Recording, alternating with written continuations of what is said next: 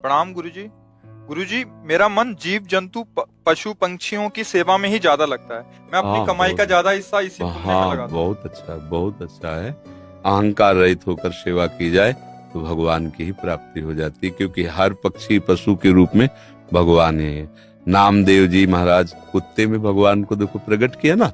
भगवान एक बार श्री एकनाथ जी महाराज गंगोत्री से गंगा जल लेकर बहुत से भक्तों के साथ रामेश्वर चढ़ाने जाते थे। प्राय भक्त लोग ऐसा करते हैं कि गंगोत्री से गंगा जल लेकर रामेश्वर में चढ़ाते हैं कांवर में लेके। ऐसे ही वो जा रहे थे। जब रामेश्वर जी के पास पहुंचने वाले थे तो देखा एक गधा प्यास से तड़प रहा है, मतलब ऐसा दिखाई दे रहा है। तो उन्होंने विचार किया कि रामेश्वर जी में तो सब जल चढ़ाते हैं और ये प्यासा इसे कोई पिलाएगा नहीं।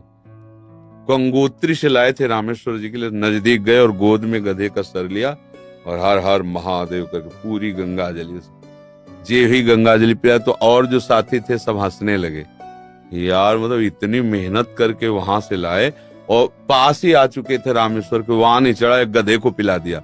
वो तो रामेश्वर जी गए और वहां रामेश्वर आ गए।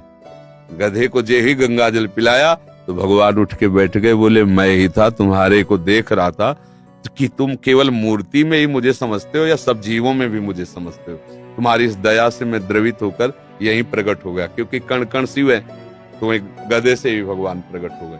तो पशु पक्षियों की सेवा भगवान की सेवा, पर अभिमान न करे, भाव ऐसा रखे कि भगवान ने मुझे ये सेवा दी है और सेवा लायक बनाया है बस। और इसका प्रचार प्रसार न करे। प्रचार प्रसार करने से सेवा का जो सुकृत होता है वो नष्ट हो जाता है। जैसे आप यार मित्रों से और बहुतों से हम तो ऐसा करते हैं, हम मतलब ये बात जैसे आप संत से या गुरुजनों से कहे तो बात अलग होती है, बस इसके बाद फिर इसे गुप्त। अगर कोई कहे भी कि सुना है कि आपने पक्षियों की बहुत सेवा करते हो, अरे हम अपनी ही सेवा नहीं कर पाते, पक्षियों की क्या, मतलब उसे हमें दबाना है। हमसे पाप बन जाए तो कह देना है, पुण्य बन जाए तो छुपा लेना है। पर अपने लोग उल्टा करते हैं, पुण्य बनेगा तो पोस्टर छपवा देंगे और पाप बनेगा तो कसम खा लेंगे कि किया ही नहीं है। यही हमारी दुर्गति का कारण बनता है। अगर हमसे कोई गलती हो गई और कोई पूछे आपसे गलती, तो हाँ हो गई, अब दंड मिले जो तो वो नष्ट हो जाएगा। जहां आपने हाँ कहा वो पाप नष्ट हो जाएगा। अगर सभा में खड़ा होकर के स्वीकार कर ले तो दंड मिले ना मिले उसका पाप नष्ट हो गया। और हम सभा में पुण्य को कह सकते हैं, पाप को नहीं कह सकते, देखना है नहीं।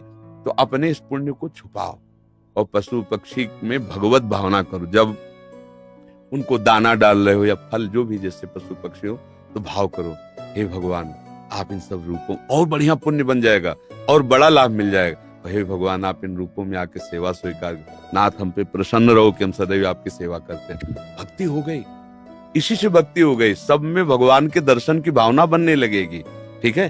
पर कभी गलत धन कमा के सेवा की भावना मत रखना। मान लो चलो 1 लाख रुपए हम गलत करके ले रहे हैं तो 10,000 की सेवा, वो ठीक नहीं है। ईमानदारी से कमाओ, धर्म से कमाओ, और फिर उससे अगर 10 रुपए की भी सेवा करोगे तो बहुत बड़ी सेवा मानी जाएगी। 10 करोड़ सेवा बेईमानी से वो तुम्हारे लिए बिल्कुल बेकार है। और 10 रुपए गरीब की 1 रोटी जितना पुण्य देगी ना, राजा का उतना पूरा धन का खजाना नहीं, क्योंकि वो मेहनत से करके और 4 रोटी में 3 में परिवार चलाया, अपने हिस्से की दे दिया दूसरे को, बहुत बड़ा दान हो गया। तो दान का ये भी स्वरूप समझना है कि गंदे आचरणों द्वारा, बेईमानी द्वारा नहीं, धर्म से कमा करके। एक बार राधा बाबा ने भागवत सुनी, एक ब्राह्मण आते थे, श्रद्धा से सुना। अब दक्षिणा देने की बात आई तो बाबा ने काम तो सन्यासी क्या दक्षिणा दे।